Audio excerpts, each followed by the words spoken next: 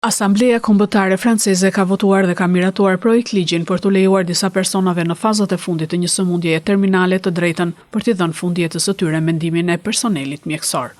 Projekt ligji, i cili u mbështet dhe nga presidenti francez Macron, mori 305 vota pro dhe 199 kundër. Më pas do të shkojë në Senat përpara një leximi të dytë në Asamblen Kombëtare. Mbështetësit e tij shpresojnë se do të realizohet deri në vitin 2027, duke bërë Francën vendin e tretë në Bashkimin Evropian që legalizon vdekjen e asistuar.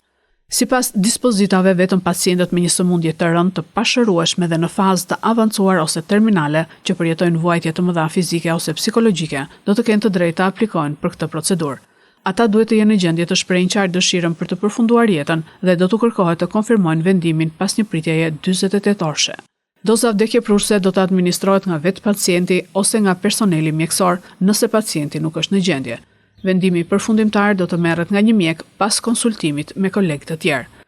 Projekt ligji përfshin edhe mbrojtjen e të drejtave të stafit mjekësor për të refuzuar përfshirjen në procedurë, por ata nuk mund ta pengojnë atë. Në të kundërt rrezikojnë dënim me burg deri në 2 vjet.